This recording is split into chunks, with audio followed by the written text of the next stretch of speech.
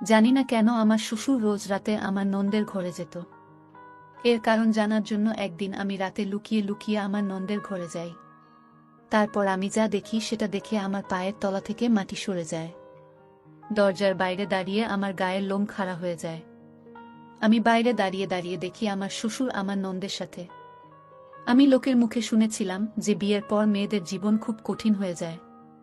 মেয়েরা পর হয়ে যায়, আর যে বাড়িতে তারা বউ হয়ে যায় সেখানে তাদের বাড়ির মেয়ের মতন ভালোবাসা দেওয়া হয় না। তবে এই ব্যাপারে আমি খুব ভাগ্যবতী ছিলাম। আমি খুব ভালো শ্বশুরবাড়ি পেয়েছিলাম।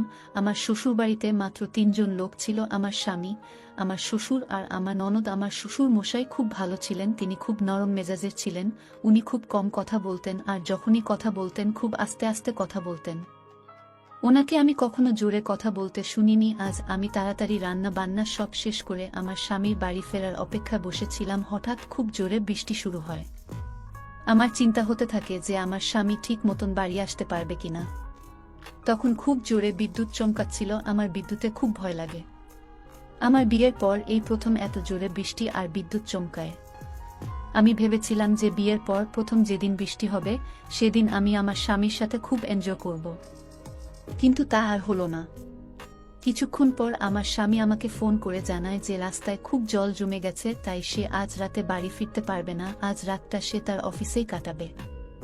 এটা শুনে আমি একটু ঘাবড়ে যাই। আমি গিয়ে আমার শ্বশুর মশাইকে জানাই যে নিতিন আজ বাড়ি আসতে পারবে না। বাবা বলেন, কোনো ব্যাপার নয় বৌমা, তুমি নিজের ঘরে গিয়ে শুয়ে পড়ো। আমি আমার ঘরে চলে আসি, কিন্তু একা একা ঘরে আমার খুব ভয় করছিল। বাইরে জোরে জোরে বিদ্যুৎ চমকাচ্ছিল। আমি ঘরের এক কোণায় জড়সড় হয়ে বসেছিলাম। বিদ্যুতের আওয়াজে আমার খুব ভয় লাগে। সারা রাত আমি এইভাবে একা কি করে কাটাবো। হঠাৎ আমার মাথায় একটা বুদ্ধি আসে। আমি ভাবি, আমি যদি আজ রাতটা আমার ননদ সীমার ঘরে গিয়ে কাটাই তাহলে কেমন হয়। সেও তো তার ঘরে একা আছে, ভালোই হবে। আমরা দুজনে গল্প করতে করতে রাতটা কাটিয়ে ফেলব। এই ভেবে আমি আস্তে আস্তে ঘর থেকে বেরিয়ে আসি। আমার নন্দের ঘরটা গ্রাউন্ড ফ্লোরে ছিল, আর আমার ঘর ছিল ফার্স্ট ফ্লোরে। আমার শ্বশুর মশাইয়ের ঘরটাও নিচের তলায় ছিল। আর ফার্স্ট ফ্লোরে তখন আমি ছাড়া আর কেউ ছিল না। চারিদিকটা খুব শুনশান লাগছিল। ঝড় বৃষ্টির কারণে কারেন্টও চলে গেছিল, তাই ফ্লোরটা খুব অন্ধকার ছিল। আমি আস্তে আস্তে পা টিপে টিপে সিঁড়ি দিয়ে নিচে নামতে শুরু করলাম। আমার গায়ে কাটা দিচ্ছিল কোনোরকমে। আমি সিঁড়ি ভেঙে গ্রাউন্ড ফ্লোরে এসে পৌঁছি আর আমার নন্দের ঘরের দিকে চলে যাই। তার ঘরের দরজাটা ভেতর থেকে বন্ধ ছিল না, তাই আমি খুব সহজেই সেটা খুলে ফেলি আর ভেতরে ঢুকে পড়ি। ঘরের ভেতরে আমি যেই দৃশ্যটা দেখি সেটা দেখে আমার চোখ কপালে উঠে যায়। প্রথমে আমার বিশ্বাস হয় না, মনে হয় আমি ঠিক দেখছি তো, কিন্তু এটাই বাস্তব। আমার ননদ ফুপিয়ে ফুপিয়ে কাঁদছিল। তার কান্নার আওয়াজ আমার কানে আসে। সে কাঁদতে কাঁদতে আমার শ্বশুরের হাত থেকে নিজেকে বাঁচানোর চেষ্টা করছিল। তখন আমার শ্বশুরকে দেখে আমার একটা পিশাচ মনে হচ্ছিল যে আমার নন্দের উপর অত্যাচার করছে। আমি ভাবি, একজন বাবা তার মেয়ের সাথে এমনটা কি করে করতে পারে। অনেক বছর হলো আমার শাশুড়ি মা মারা গেছেন।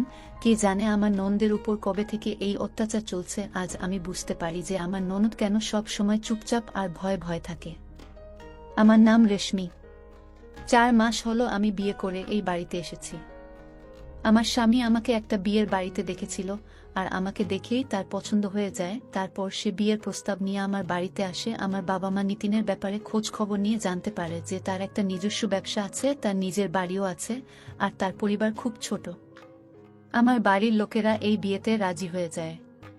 বিয়ের আগে আমরা অনেকবার ফোনে কথা বলি আর একে অপরকে জানার চেষ্টা করি। 1 মাসের মধ্যে আমাদের বিয়ে হয়ে যায়। বিয়ের আগে আমি লোকের মুখে শুনেছিলাম যে শ্বশুর বাড়িতে যদি একটা অবিবাহিত ননদ থাকে তাহলে সংসার করা আরও কঠিন হয়ে যায়, কারণ ননদরা স্বামী আর শ্বশুরের খুব আদরের হয়।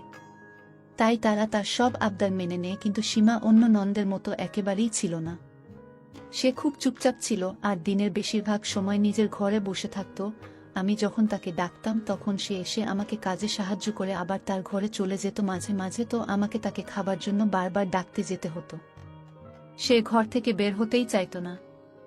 আমার শ্বশুরমশাই ওর খুব খেয়াল রাখতেন। ও কখনো খাবার না খেতে চাইলে বাবা তাকে নিজের হাতে খাইয়ে দিতেন। কিন্তু আমার ননদ তার বাবার সাথে সব সময় খারাপ ব্যবহার করত। বাবা তার জন্য কিছু কিনে আনলে সে এমন ব্যবহার করত যেন মনে হতো যে বাবার থেকে সে কোনো জিনিস নিতেই চায় না। সে বাবার সাথে সবসময় রেগে কথা বলতো। একদিন রাতে আমি নিতিনকে জিজ্ঞেস করি, তোমার বোন সারাদিন তার ঘরে বসে থাকে কেন? সে কারুর সাথে কোনো কথা বলে না। নিতিন বলে, ও বরাবর এরকম ছিল না। মা মারা যাবার পর থেকে ও এই রকম হয়ে গেছে। আগে ও সবার সাথে খুব ভালোভাবে মিশতো, আজকাল ও নিজের মতন থাকতেই ভালোবাসে। তুমি ওর সাথে বস কথা বলতে যেও না। আমি ভেবে দেখি সেটাই ভালো হবে। এমনিতে আমার ননদ আমার জন্য কোনো সমস্যার সৃষ্টি করতো না, তার জন্য আমার শ্বশুর বাড়িতে কোনো অসুবিধে হয়নি। আমি বন্ধুদের মুখে শুনেছিলাম যে ননদরা বৌদিদের একদম পছন্দ করে না, তারা ভাবে অন্য বাড়ি থেকে এসে সে আমার বাড়িতে কেন হুকুম চালাবে। আমি শ্বশুর বাড়িতে আসার আগে এটাই ভেবেছিলাম যে সীমাকে নিয়ে আমার সমস্যা হতে পারে, কিন্তু এখানে এসে দেখি সীমাকে নিয়ে আমার কোনো সমস্যা নেই। সে নিজের মতন থাকে। আমি ঠিক করি যে আমি আর ওর সাথে নিজে থেকে কোনো কথা বলতে যাব না। আমি আমার মাকে সীমার ব্যাপারে বলি। মা বলে, তুই অনেক ভালো শ্বশুরবাড়ি পেয়েছিস, এটা তোর সৌভাগ্য। কারোর ব্যাপারে বেশি মাথা ঘামাতে যাস না, নিজের স্বামীকে নিয়ে সুখে থাক। আমি ভেবে দেখি মা ঠিকই বলছে। তারপর থেকে আমি আর সীমাকে নিয়ে মাথা ঘামাতাম না। বিকেল হলেই আমি খাওয়া দাওয়া সেরে উপরে আমার ঘরে চলে যেতাম, আর আমি সারা রাত নিচে নামতাম না। বাড়ির মধ্যে আমার আর নিতিনের একটা আলাদা দুনিয়া ছিল। আমরা একে অপরকে নিয়ে খুব সুখে ছিলাম, তাই আশেপাশে কি হচ্ছে সেটা আমাদের চোখে পড়েনি। একদিন আমাকে ভুল বুঝছো। আমি বলি, আপনি তো খুব নির্লজ্জ মানুষ দেখছি, এত বড় পাপ করেও আপনি গলাবাজি করছেন। আমি সবটা নিজের চোখে দেখেছি। আপনি এক্ষুনি এই ঘর থেকে বেরিয়ে যান, না হলে আমি পুলিশকে ফোন করব। পুলিশের কথা শুনে তিনি একটু ভয় পান আর চুপচাপ ঘর থেকে বেরিয়ে যান। উনি ঘর থেকে চলে যাওয়ার পর আমি গিয়ে ঘরের দরজাটা বন্ধ করে দিই। তারপর আমি এসে সীমাকে জড়িয়ে ধরি। সীমা আমার বুকে মাথা রেখে খুব কাঁদে। এতদিন ওর উপর অনেক অত্যাচার হয়েছে, এটা ওর কষ্টের কান্না। আমি ওকে কিছুক্ষণ কাঁদতে দিই, তারপর ও নিজে থেকেই বলে, আমার যখন এক বছর বয়স ছিল তখন আমার মায়ের বিয়ে এই লোকটার সাথে হয়েছিল। সীমার কথা শুনে আমি অবাক হয়ে জিজ্ঞেস করি, তুমি আমার শ্বশুরমশাইয়ের নিজের মেয়ে নও? সীমা বলে, না, আমার নিজের বাবা বিয়ের কয়েক বছর পর আমার মাকে ডিভোর্স দিয়ে দেয় আর আমাকেও আমার মায়ের দায়িত্বে রেখে চলে যায়।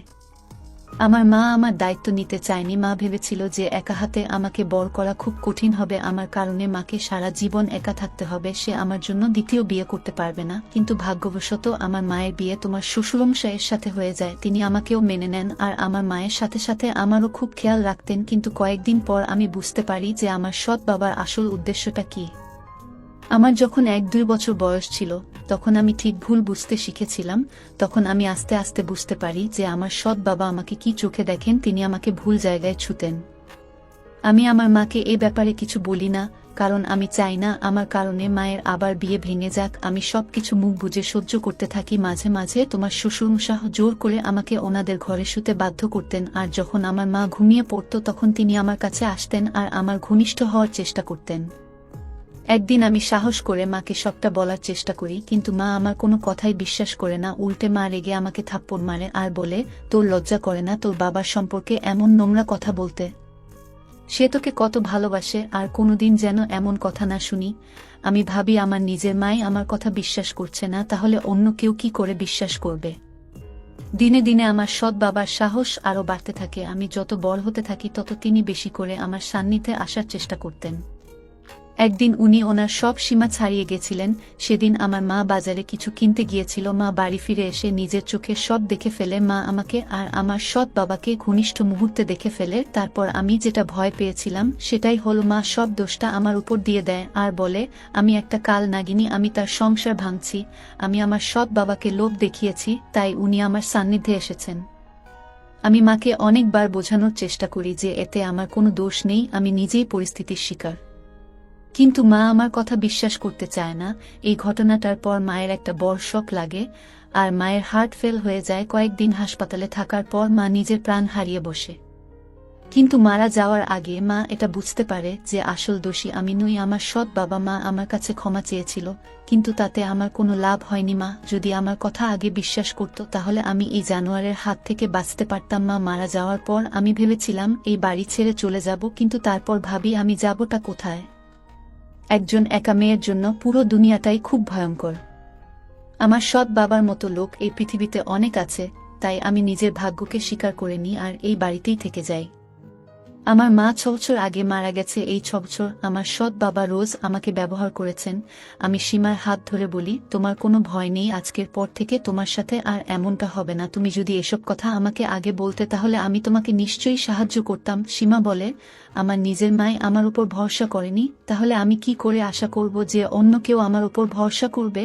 সীমার মধ্যে অনেক রাগ আর অভিমান লুকিয়েছিল। তখনও বাইরে জোর বৃষ্টি পড়ছিল। আমি সেই রাতটা সীমার সাথে তার ঘরেই কাটাই। সকাল হতেই বৃষ্টি থেমে যায় আর রোদ ওঠে। নিতিন যখন বাড়ি ফেরে তখন আমি সাহস করে তাকে সব কথা বলি। নিতিনের পক্ষে আমার কথা বিশ্বাস করাটা খুব কঠিন ছিল। নিতিন সীমাকে ছোটবেলা থেকে দেখছে। সে জানে ছোটবেলা থেকে সীমা খুব ভয় ভয় কাটিয়েছে, কিন্তু সে এটা জানত না যে এর পেছনে তার নিজের বাবার হাত আছে। নিতিন তার বাবার সাথে কথা বলতে ওনার ঘরে যান। ঘরে গিয়ে দেখেন উনি বিছানায় শুয়ে আছেন। নিতিন তার বাবাকে ডাকে, কিন্তু তিনি কোনো সাড়া দেন না। সে বাবার গায়ে হাত দেয়, তারপর দেখে যে তার বাবার গোটা শরীর বরফের মতন ঠান্ডা। নিতিন সঙ্গে সঙ্গে ডাক্তারকে ডেকে পাঠায়। ডাক্তার এসে বলেন যে নিতিনের বাবা মারা গেছেন। উনি বুঝতে পেরেছিলেন যে এবার উনার সত্যিটা উনার ছেলে জেনে যাবে। উনি ওনার ছেলের মুখোমুখি হতে ভয় পেয়েছিলেন। সেই ভয়ে ওনার হার্ট ফেল করে আর উনি মারা যান। ওনার মৃত্যু সীমাকে রোজ অত্যাচারিত হওয়ার হাত থেকে তো বাঁচিয়ে দেয়, কিন্তু এতদিন ওর উপর যেই অন্যায় হয়েছে তার দাম কে দেবে? স্বামী স্ত্রীর মধ্যে ঝগড়া ভুল বোঝাবুঝি হতেই পারে, কিন্তু ডিভোর্স দেওয়ার আগে তাদের এটা ভাবা উচিত যে তাদের বাচ্চাদের কি হবে, তারা সারা জীবন কিভাবে কাটাবে। আমাদের সমাজের অনেক মেয়ে সীমার মতন সৎ বাবার অত্যাচারের শিকার হয়। মা বাবাদের নিজেদের সন্তানের কথা আগে ভাবা উচিত। ভেবে দেখা উচিত যে তারা যদি আলাদা হয়ে যায় তাহলে তাদের সন্তানদের কি হবে। নিজেদের ভুল বোঝাবুঝির শাস্তি আপনাদের সন্তানদের দেবেন না, যাতে আমার শ্বশুরমশাইয়ের মতন লোকেরা আপনার সন্তানকে ব্যবহার না করতে পারে। আর কেউ যদি আশেপাশে এরম কোনো ঘটনা দেখেন তাহলে তার প্রতিবাদ করবেন। আপনি প্রতিবাদ করলে অনেক অসহায় মেয়ের প্রাণ বেঁচে যেতে পারে। ধন্যবাদ বন্ধুরা।